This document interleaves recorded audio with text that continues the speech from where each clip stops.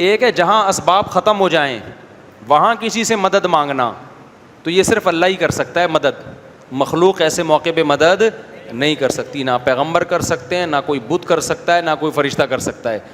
اب یہیں بیٹھے بیٹھے کوئی نبی سے مدد مانگتا ہے کہ یا رسول اللہ آپ مجھے اولاد دے دیں، تو یہ اسباب کے تحت ہے یا اسباب سے ہٹ کے ہے؟ اسباب سے ہٹ کے، یہ مدد شرک ہے۔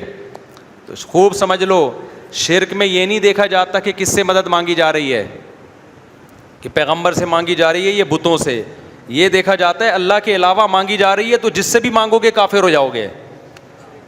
سمجھتے ہو کہ نہیں سمجھتے؟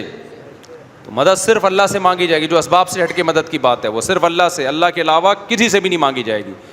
تو کافر ہے، مرتد ہو جائے گا وہ آدمی اگر اللہ کے علاوہ کسی سے مدد مانگتا ہے۔ نبی کی قبر پہ جا کے بھی یہ دعا کرنا کہ میری یہ بگڑی بنا دیں، میرے حالات درست کر دیں، اس سے بھی کافر ہو جاتا ہے انسان۔ سمجھتے ہو؟ کیونکہ نبی صلی اللہ علیہ وسلم تو اپنی قبر میں موجود ہیں، تو وہ کیسے آپ کی مدد کریں گے بھائی؟ تو اللہ نے کیا فرمایا کہ اس سے بڑا ظالم کون ہے؟ ممن منع مساجد اللہ، لوگوں کو اللہ کی مسجدوں سے روکے، کیوں؟ وسعى فی خرابها، اور مسجدوں کی خراب کرنے کی کوشش کرے۔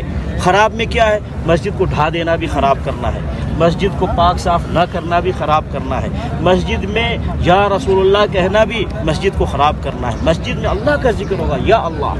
سمجھ گئے؟ جب میں نے بریلویت چھوڑی اور حق بات اپنے گھر والوں تک پہنچائی تو میرے گھر والے ہی میرے خلاف ہو گئے، کہنے لگے کہ یہ کون سی نئی بات لے کے آ گیا ہے، کیا ہمارے باپ دادا جو برسوں سے جس دین کو فالو کر رہے ہیں کیا وہ غلط تھا؟ تو واللہ مجھے سورہ یونس کی آیت نمبر 78 یاد آئی، جب موسیٰ علیہ السلام نے حق بات لوگوں تک پہنچائی تو سامنے سے انہوں نے جواب دیا کیا تم ہمارے پاس اس لیے آئے ہو اس راستے سے ہٹانے کے جس راستے پر ہم نے اپنے باپ داداؤں کو پایا؟ تو یہ تو وہی سیم بات ہے جو موسیٰ علیہ السلام سے کہی گئی تھی۔ کہنے لگے جو ہم تیجا چالیسواں میلاد کنڈے یہ سب کرتے ہیں کیا یہ سب غلط ہے؟ ہمارے بڑے برسوں سے کرتے آ رہے تھے تو کیا وہ غلط تھے؟ میں نے کہا ہاں بالکل غلط تھے، جس طریقے پہ تم چل رہے ہو وہ قرآن اور حدیث والا طریقہ نہیں ہے، لیکن الحمدللہ جب میں نے قرآن اور حدیث کو پیش کیا تو دھیرے دھیرے ان کے سمجھ میں آئی، جو یہ شرک اور بدعت کرتے تھے دھیرے دھیرے چھوٹنے لگا۔ سب سے پہلے مزاروں پر جانا بالکل بند ہو گیا کیونکہ وہیں سے شرک کا دروازہ کھلتا ہے۔ چراغ جلایا کرتے تھے عبد القادر جیلانی کے نام کا، نبی کے نام کا، وہ بھی سب بند ہو گیا الحمدللہ۔ غیر اللہ سے مدد مانگتے تھے، جبکہ قرآن میں اللہ تعالیٰ فرماتا ہے عیسیٰ ابن مریم کے حوالے سے کہ عیسیٰ ابن مریم روٹی کھایا کرتے تھے، وہ روٹی کھانے کے محتاج تھے، ایسوں کو اپنا پشت پناہ بنا رہے ہو جو روٹی کھانے کا محتاج ہے۔ تو جب میں نے کتاب و سنت سے صحیح تعلیمات بتائی تو الحمدللہ دھیرے دھیرے ہمارے گھر والے